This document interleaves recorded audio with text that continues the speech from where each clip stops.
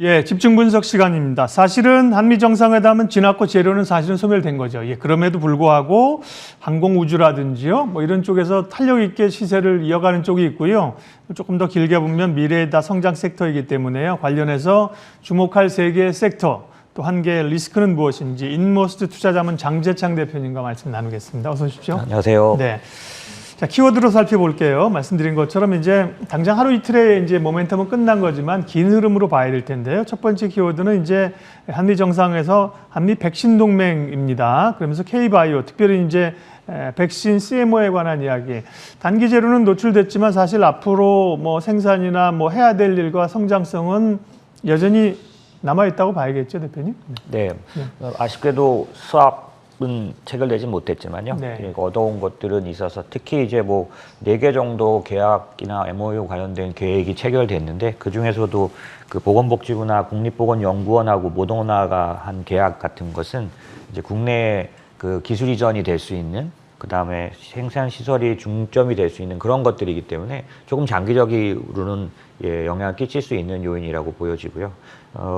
특별히 국내 헬스케어를 투자하는 쪽에서 볼 때는 약간 좀 더 그 투자 범위를 좁힐 수 있는 그런 계기가 됐다고 볼 수 있습니다. 네. 그러면 이제 국내 업체들 뭐 mRNA도 있고 CMO도 있고 그런데요. 이제 국내 업체들 중에서는 어쨌든 관심 있게 좀 봐야 될 것은 뭐 대형 CMO하는 이런 쪽인가요? 네, 그게 이제 가장 안정적이고 그렇죠, 네. 향후에 뭐라 그럴까 수익이 담보되는 투자죠. 네. 헬스케어는 워낙에 당연히 앞에 투자가 들어가고 뒤에 결과가 리스크도 나오는 있고. 그런 섹터다 보니까 어느 정도 규모와 어느 정도 그런 어떤 글로벌 경쟁력을 가진 거를 투자하는 거는 약간 좀 더 금액이 커도 혹은 비중이 높아도 가능한 투자고요. 전체적으로 헬스케어에 투자할 때는 항상 장기적으로 분할 매수해서 투자하는 게 가장 효과는, 왜냐하면 장기적으로는 어쨌든 성장하는 산업이니까요. 예. 분할 매수해서 좀 긴 호흡으로 네, 가면 되겠고요. 뭐 대표적으로 뭐 삼성바이오로직스, SK바이오사이언스, 뭐 녹십자 사실 좋은 기업들이 많이 있습니다. 맞습니다. 네. 단기적인 출렁이 때문에 좀 이제 민감한 거죠. 그렇죠. 네. 그래서 장기적인 시각을 가진 분들한테는 사실 크게 그렇게 신경 쓰이지 않는 그런 모습인 것 같습니다. 네. 두 번째 키워드 보겠습니다. 시장에서 또 관심을 갖는 정상회담 이후의 변화. 이제 말씀드린 것처럼 반도체나 2차 전자 이런 건 다 알려져서인지 모르겠지만 좀 덜 알려졌던 분야가 이제 원전 관련된 원전 동맹 이런 얘기가 나오면서요. 우주항공이나 원전이나 이런 쪽에 좀 주목을 받잖아요. 뭐 한전 계열사 그룹들 급등했는데 뭐 어떻게 봐야 되나요? 여지가 앞으로. 네. 사실 이 원전 관련해서는 그냥 원전 관련주의 그런 어떤 그 테마적인 움직임보다는 네. 그 글로벌 전체적으로 지금 주목하고 있는 부분이 있는데 그게 뭐냐면 이제 EU 텍소노미라는 겁니다. 네. 이게 뭐냐면 아마도 7월 달에 발표가 날 것 같은데 EU의 텍소노미 그냥 그대로 말씀드리면 에너지 중에서 네. 예를 들면 천연가스, 원자력, 그다음에 뭐 PHEV도 되고 있는데 얘가 친환경이냐 아니냐를 판정받습니다. 이제 아시다시피 이제부터 친환경이 아니면 세금을 내야 되잖아요. 네, 그리고 친환경이 성장의 어떤 중심이 되고 있으니까 그러니까 EU에서 이제 원자력을 천연가스를 PHEV를 친환경에 속한다고 판정을 받게 되면 당연히 그쪽에 대한 투자는 엄청나게 늘어나게 되는데 그중에서도 원자력은 굉장히 큰 관심을 받고 있고 그냥 지금까지만 보면 그 EU에서 JRC라고 공동조사센터라고 하는 데인데 여기서 3월 달에는 친환경에 속한다 이렇게 판정을 내려줬습니다. 근데 이제 전체적으로 공식적으로 7월 달에 결정이 나고 나면 내년부터 적용하게 되고요. 이게 좀 관심을 많이 가져도 되는 게 최근에 그 지난 한두 달 전인가요? 그 미국의 텍사스에 왔던 그런 재해에 의해서 그 전력이나 이런 모든 것들이 다 끊겼을 때도 가장 부각됐던 얘기는 신재생으로 가는 건 맞다. 중요하다. 하지만 당장 가는 데는 어려움이 있으니 대체적인 에너지가 필요하다. 이거에 대해서 빌 게이츠라는 분이 가장 강력하게 주장하고 나온 게 원자력입니다. 그런데 이제 원자력은 폐기물 문제들이 생기기 때문에 빌 게이츠는 테라파워라는 걸 통해서 폐기 문제를 해결할 수 있다라는 거고 요즘 시장에서 SMR이라고 화두가 되고 있는 이것도 네. 사실은 신재생으로 가는 길목에서 그 바로 신재생으로 갈 수 없으니 대체제로서 원자재가 필요하고 그 원자재의 여러 가지 그런 어떤 공해적인 요인들을 좀 줄일 수 있는 방안 중에 하나가 SMR이니까. 소형 모듈 원전, SMR. 맞습니다. 예, 맞습니다. 그래서 이거는 사실 핵 잠수함이나 항공모함에서 쓰던 그런 원자력 발전 방법인 거죠. 그래서 이것도 상당히 시장에서는 실용적이고 가능하다라고 되고 있기 때문에 이것도 사실 좀 더 크고 장기적인 그런 소재가 될 수 있는 재료가 될 수 있는 부분이고요. 저희는 이 EU 텍소노미를 굉장히 집중하고 있는데 특별히 원자력이 광범위한 그러니까 지금 제일 큰 화두는 천연가스하고 원자력인데요. 네. 그 중에서도 원자력이 가장 중요하고 사실 저희는 그런 면에서 원자력 관련한 투자 중에 원자력 관련주들도 물론 있지만 저희는 이제 우라늄에 좀 투자하고 있기 때문에 만약에 이런 것들이 결정이 나고 나면 우라늄 관련돼서는 상당한 그런 큰 흐름들이 생길 수 있다. 이렇게 생각하고 있는 거죠. 그런 측면에서는 원전이 단순하게 그냥 우리나라 원전 관련주 투자하는 것보다는 좀 더 광범위하게 보실 필요가 있는 것 같습니다. 네. EU 텍소노미라는 단어를 EU의 그러니까 텍스와 이코노미의 맞습니다. 합성어네요. 네, 맞습니다. 텍스 이코노미를 텍소노미라고 하는데 기준에 맞지 않으면 세금을 물린다. 그 기준을 통과하는 기술력이나 새로운 에너지를 가야 되는데 그럼 보통 풍력 우리는 뭐 태양광 이럴 것 같은데 EU에서 주로 하는 지금 관심 있는 게 말씀하신 원자력과 천연가스다. 예, 예. 그리고 PHEV 왜냐면 이게 경계선에 있습니다. 예. 이게 신재생인 듯도 싶은데 그거를 발전하기 위해서는 또 과거에 탄소 배출이 커지니까 네. 이거를 판정을 받아서 이제 공식적으로 여러 나라들이 이제 이것을 사용할 수 있게 되기 위해서는 EU에서 나오는 판정이 굉장히 중요하고요. 네. 지금 일정상으로 보면 7월중에 아마 발표가 날 것 같습니다. 네.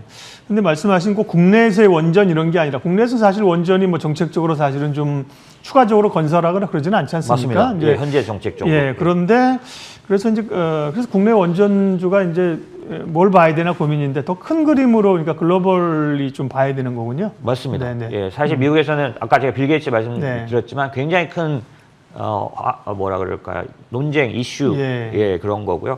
요즘은 제가 보기에는 그 비트코인 관련해서도 마찬가지 그 채굴하면서 생기는 그 수많은 그런 탄소 문제가 반대로 이제 작용하면 부정적인데 지금 그 코인 쪽에서도 굉장히 그 대안을 내기 위해서 이게 신재생으로 오히려 더 도움이 될 수 있다 해서 거기서 그 나온 걸로 그 신재생 에너지로 전환하는 기술들이 지금 엄청 막 얘기가 나오고 있거든요. 네. 그래서 그런 정도로 이 아마 원자력이나 이 천연가스도 어떤 면에서는 그러니까 신재생으로 판정을 받게 되면 이때부터는 또 다른 시장이 시작된다라고 볼 수 있겠죠. 네.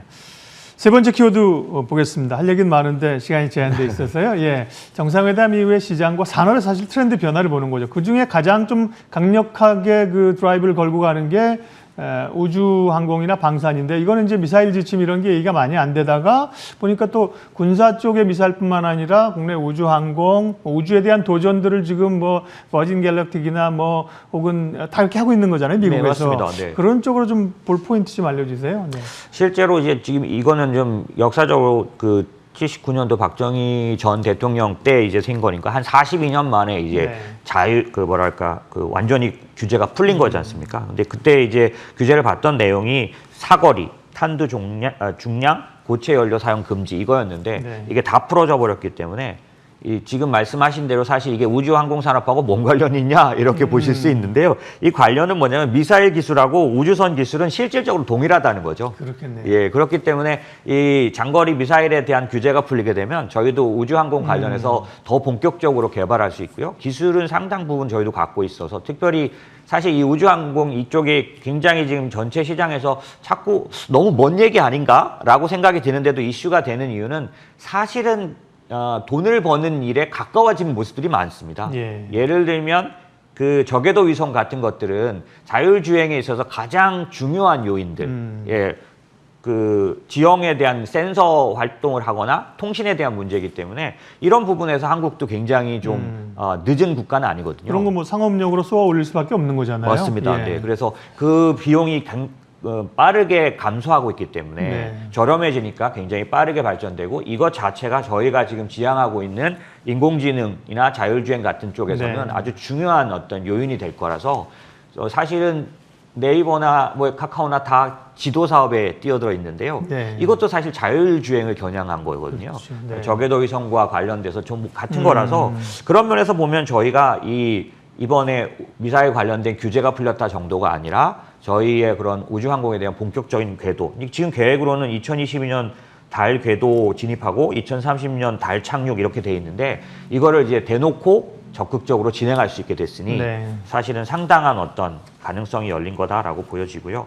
사실 이쪽에서 그 성장주 쪽으로만 보면 굉장히 좋은 그런 투자를 할 수 있는 영역이긴 한 것 같습니다. 네. 그래서 원전이나 우주항공 주가에서 무슨 종목을 사야 됩니까? 탑픽이 뭐 해야 됩니까? 이렇게 여쭤보면 좋지만, 네, 장 대표님은 이제 그런 종목에 대한 접근보다는 트렌드를 읽고 네. 섹터에 대한 투자를 주로 하시기 때문에 맞습니다. 저희가 그런 트렌드를 이 시간에 읽어주시면 되겠습니다. 세계의 어떤 기회인 거죠. 키워드를 통해서 미래의 기회를 받고 또 마지막으로 뭐 한미 정상이 만난 이후에 리스크도 없지 않다. 대표적인 리스크가 뭐라고요? 네. 사실은 중국 보복이죠. 뭐. 네. 예, 중국이 전에 사드 때처럼 저에게 보복을 해올 가능성은 충분히 있습니다. 지금도. 이제 직후에 특별한 코멘트 없다가 어제 정도에 아마 공식적인 항의문 같은 것들을 낸 걸로 알고 있는데요. 네. 사실 이번에 한미 전부 다 굉장히 조심스럽게 그 뭐라 그럴까요? 그 성명문을 작성한 걸로 보여지고요. 그러다 보니 딱 집어서 뭐라고 할 수는 없지만 중국을 겨냥한 것은 다 알고 있다. 뭐 이런 네. 식으로 얘기할 정도로 중국은 이제 당연히 알고 있고요. 이 내용에 사실 미국과 중국의 어떤 그런 부딪힘 중에서 미국이 중국을 이제 규제하고 이렇게 좁혀가려는 것 중에 키워드로 보면 남중국해라는 게 반드시 떠오릅니다. 네. 근데 이번에 대만 해협 얘기를 구체적으로 해버렸기 때문에 사실 제가 볼 때는 심기를 건드린 부분은 분명히 있습니다. 그렇기 때문에 이제 어떻게 보복을 하고 나올 거냐라는 거고요. 그럼에도 불구하고 저희가 얻은 건 있죠. 사실 저는 오랫동안 걱정해 왔습니다. 지금 현재 저희 정부 입장에서는 이렇게도 못하고 저렇게도 못하는 네. 상황일 텐데 사실 지금 대세는 너무나 구체적으로 미국과 연계해야만, 특별히 이번에 제가 굉장히 뚜렷하게 느낀 건 뭐냐면 미국의 전기차 시장이 전 세계에서 지금 올해로 보면 가장 빠르게 성장합니다. 캐파도 가장 크고요.